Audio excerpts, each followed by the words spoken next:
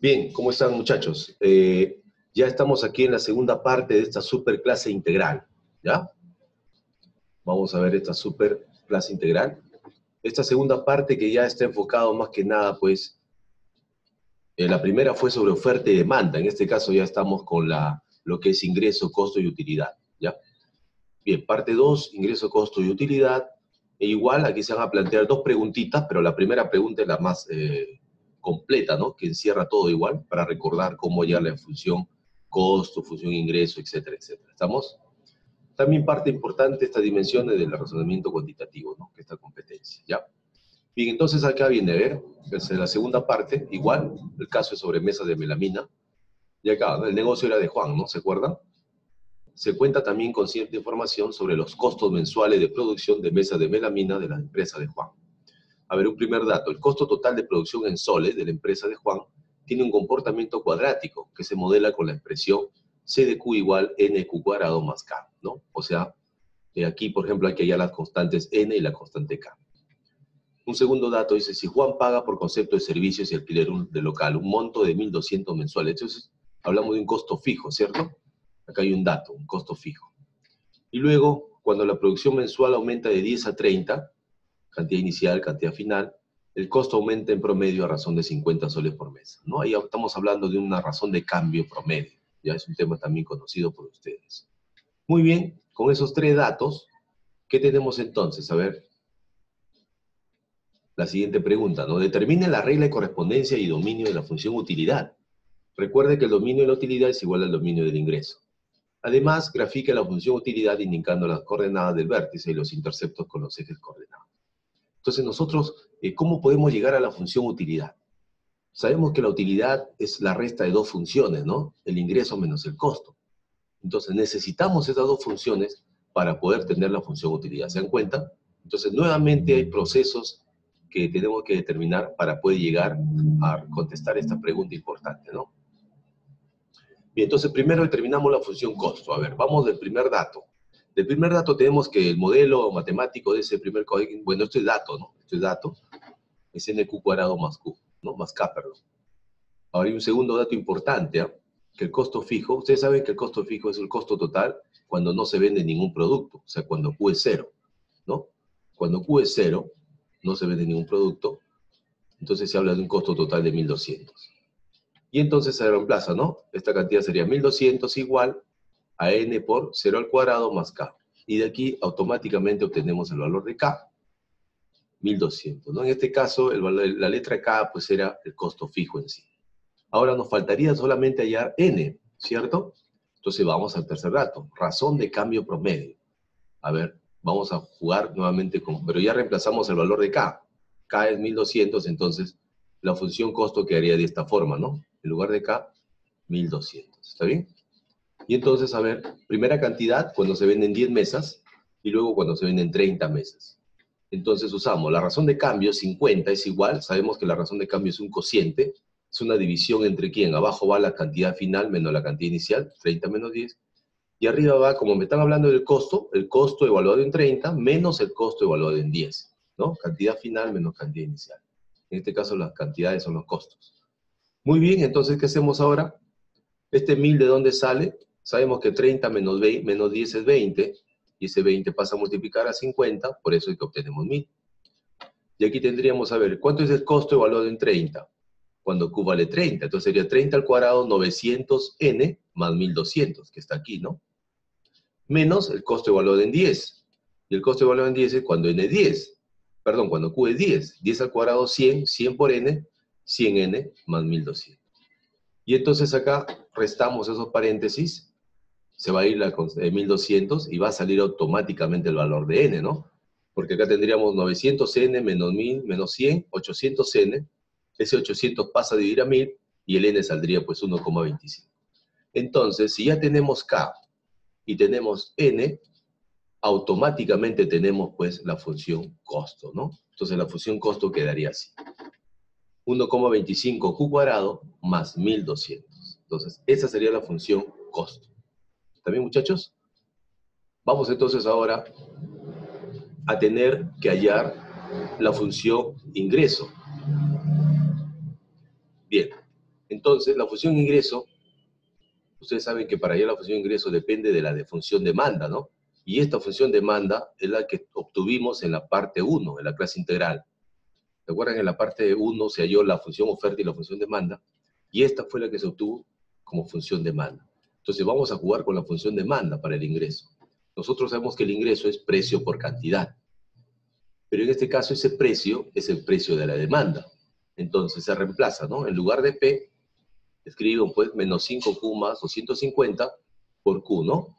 Ingresa Q a multiplicar a cada uno y automáticamente tenemos la función demanda, no, perdón, la función ingreso. Aquí está. Entonces ya tenemos la función ingreso y hace un momento habíamos hallado la función costo. Y entonces podríamos hallar la función utilidad. Sabemos nosotros que la utilidad es ingreso menos costo. Entonces restamos las dos funciones, ¿no? Esta función es el ingreso menos esta función que es la función costo. Y al operar, ¿no? Términos semejantes, ustedes saben todos esos detalles, tendríamos pues la función utilidad que sería esta, ¿no? Menos 6,25Q cuadrado más 250Q menos 1200, ¿ya? Y una vez que ya tenemos esa función utilidad, vamos a ver entonces su gráfico. Pero antes de ello, vamos a ver y tener pues el dominio, porque ¿cuál sería el dominio de esa función utilidad? El dominio de la función utilidad necesariamente es, sabemos nosotros que tiene que ser necesariamente el dominio del ingreso, ¿no? Entonces por acá sacamos, a ver, el ingreso. El ingreso tiene esta forma. ¿Cómo llamamos el dominio del ingreso? No se olviden ustedes que cuando uno grafica el ingreso siempre, el ingreso estamos hablando del primer cuadrante, el ingreso siempre parte del 0, 0, y tiene esta forma, ¿no? Esta parábola. Entonces el dominio del ingreso, los valores de Q, el menor Q que toma siempre es Q0, y el otro punto que todavía hay que hallarlo. Entonces, ¿qué valores toma Q? Que son parte del dominio, cuando el ingreso es 0. Se halla entonces automáticamente los valores de Q igualando ese ingreso a 0. O sea, la función se vuelve ecuación. Y entonces, 0 igual a menos 5Q cuadrado más 250Q, de aquí salen los valores de Q, ¿no? Automáticamente, ¿no? Usando calculadora también. Q0 y Q50. O sea que el punto, la cantidad máxima que podría tomar el ingreso, esta función de ingreso, es cuando Q es 50. El ingreso sería 0, ¿no?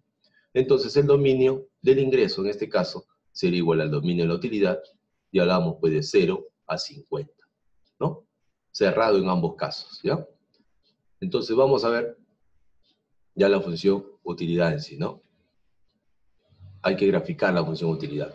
Esta es la función utilidad que se ha obtenido. Primero, para poder graficar esto, se tiene que usar o hallar las coordenadas del vértice de la parábola. Entonces acuérdense que la coordenada del vértice del H es menos B sobre 2A, ¿no? En este caso este sería el A, ¿no? Y este sería el B, 250, ¿no? Entonces tendríamos pues H igual a menos 250 sobre el doble de menos 6,25. Y eso automáticamente es 20. Y ahora para hallar K hay que reemplazar, ¿no? El H, aquí en lugar de Q se reemplaza 20 al cuadrado, 20. Y va a salir en este caso K 1300. Entonces ya tenemos la coordenada del vértice, 20, punto y coma, 1300, ¿no? Para poder ubicar rápidamente. A continuación, hallamos los interceptos de la función con los ejes. Con el eje vertical. Con el eje vertical, no se olviden que siempre va a ser Q0 y el valor que está aquí, el que está solito. Cuando Q es 0 se elimina todo y la utilidad es menos 1200. Entre comillas ese costo fijo, ¿no? Negativo. Siempre, ¿no? Entonces la pareja es 0 menos 1200. Con el eje horizontal hay que tener cuidado, porque la función, ¿se acuerdan que la función utilidad se vuelve ecuación? O sea, esta función sería 0 igual, ¿no? Menos 6,25, toda la expresión, y eso se pone en la calculadora y salen los dos valores de Q. 5,6 y 34,4. ¿Ya? Es automático. Se iguala la función utilidad 0 y se resuelve esa ecuación cuadrática, ¿no? Y salen los dos valores, 5,6 y 34,4. Entonces las parejas son 5,6, punto y coma 0, 34,4, punto y coma 0. Entonces ahí están los interceptos. Y entonces se podría graficar, ¿no? Y tendríamos esta gráfica, ¿no? Esta gráfica que es importante. ¿Está bien? A ver, por ejemplo, aquí ubicamos. Ahora, ¿cuál es la escala? La escala es importante. ¿Por qué hemos puesto de 0 a 50? Porque el dominio de la demanda es 50, entonces de 10 en 10, ¿no? 10, 20, 30, 40 y 50. Ahora, la escala vertical, ¿quién me determina esa escala vertical? Hay que tener cuidado aquí, ¿no? Porque el vértice es 1300, hay que llegar a 1300, pero la utilidad tiene que considerar el dominio hasta cuando es 50, entonces hay una parte negativa. ¿Qué se hace? Se tabula nada más, ¿no? Para Q50, con el dominio, ¿cuánto sale la utilidad? Y la utilidad pues sale menos 4.325, reemplazando Q aquí, ¿no? En la función utilidad, nada más. Y entonces ahí está la escala que hay que usar. Hay que tener cuidado porque hay que llegar también abajo hasta menos 4.300. Por eso que acá se usó la escala de 1000 en 1000. 1000, 2000, menos 1000, menos 2000, menos 3000, menos 4000, ¿no? Y entonces de esta forma se ubica.